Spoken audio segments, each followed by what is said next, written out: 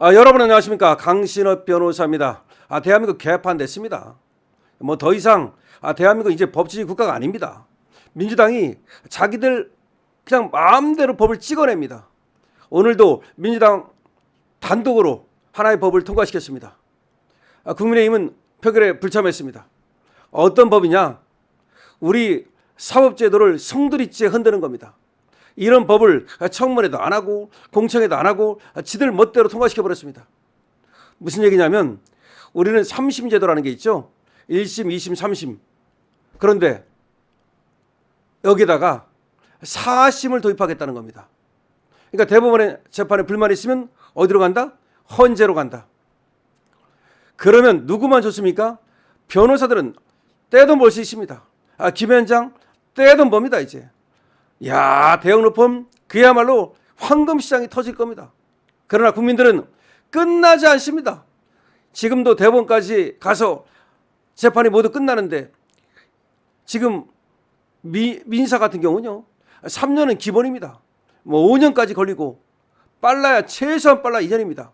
그런데 이걸 또 헌법소원을 끌고 가지고 시간을 끌면 죽을 때까지 안 끝날 수도 있습니다. 재판 걸어놨는데 10년이 걸리고 20년이 걸리면 어떻게 되겠습니까?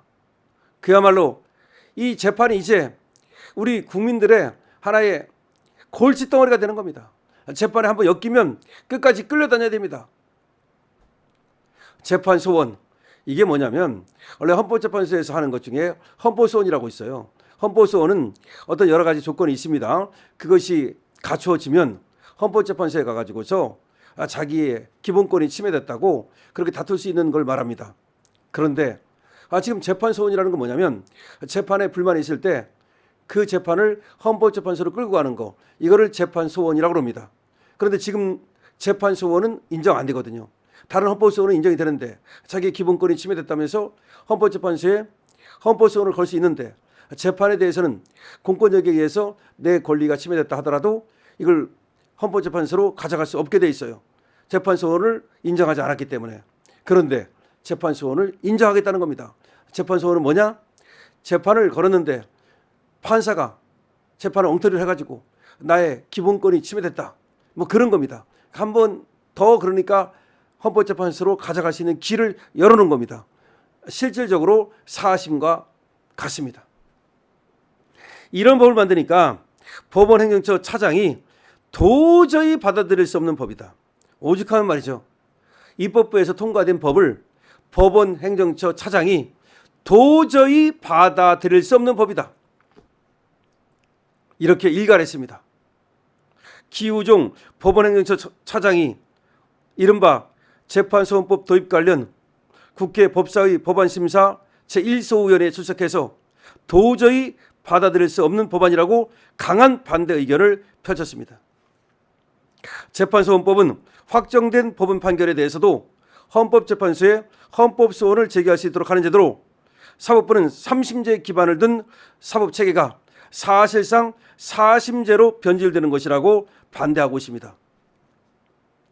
그런데 사법부가 반대하는 이 법을 입법부가 일방적으로 민주당 주도로 통과시켜버린 겁니다.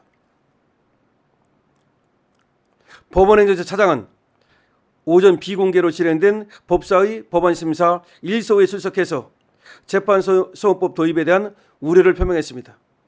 재판소원은 대법원까지 3심의 재판을 거친 패소 당사자에게 새로운 불복 기회를 부여하는 것인데 그 자체로 4심의 실질을 갖게 된다. 재판소원을 도입하게 되면 당사자들은 시간과 비용을 들여 계속 다투어야 하고 분쟁 해결을 통한 법적 안정성은 극히 저하되므로 국민, 국가, 사회 전체 관점에서는 큰 손실이 될 수밖에 없다. 또 재판소원을 인정하고 있는 독일에서도 재판소원 인용률이 0%라는 점을 인용하면서 분쟁의 실질적 종결은 늦어지지만 별 소용도 없는 고비용, 저효율, 비생산적인 제도라고 우려를 했습니다. 그 다음에 기우종 법원행정처 차장은 대기업과 소송전을 벌이는 중소기업 사례를 들면서 법사위원을 설득하려고 노력했습니다. 그는 중소기업이 수년간 공을 들여 기술을 개발해 특허를 받아도 비슷한 물건을 파는 대기업과 법적 분쟁이 생기면 전사적으로 달려들어 소송에 임해야 한다. 중소기업이 몇 년에 걸쳐 소송에서 이겨도 소송으로 회사 자산을 다 쓰고 껍데기만 남는다. 그런데 대기업은 재판소원으로 또 분쟁을 끌고 갈 것이다. 그 사이 새로운 기술이 나와 중소기업의 과거 특허는 낡은 기술이 되고 결국 도산하게 된다. 즉 빨리빨리 분쟁을 끝내야 되는데 빨리빨리 안 끝내면 약자만 피해를 본다는 겁니다.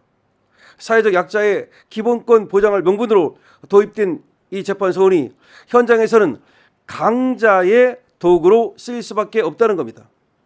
기우정 차장은 헌법 제101조는 주권자인 국민이 이런 사태를 막고자 국민 스스로를 위해 둔 장치라면서, 그런데 이를 허물겠다는 법안은 도저히 받아들일 수 없다. 즉 30으로 끝내야지 4심을 또 열게 한다는 것은 도저히 받아들일 수가 없다. 이거는 약자에게는 재앙과 같은 것이다. 지옥문이 열리는 것이다. 사법부의 이런 우려에도 불구하고 재판소원법은 더블당 주도로 법안 1소위를 통과했습니다. 본회의를 통과한 건 아니고 법안 1소위를 통과했습니다. 국민의힘 의원들은 법안에 반대하면서 표결에 참여하지 않았습니다.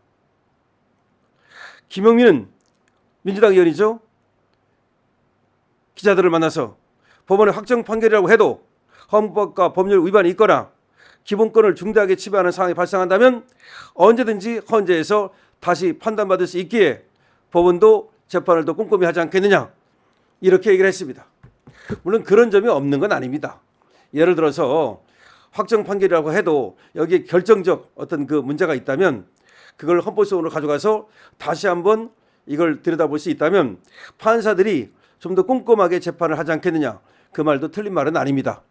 그러나 문제는 말이죠, 이 재판소원을 갖다 악용하는 놈들, 돈 많은 놈들, 또 이 대기업이라든가 이 강자, 갑의 위치에 있는 사람들, 이 사람들이 이걸 갖다가 악용하면 재판이 언제 끝날지 모릅니다.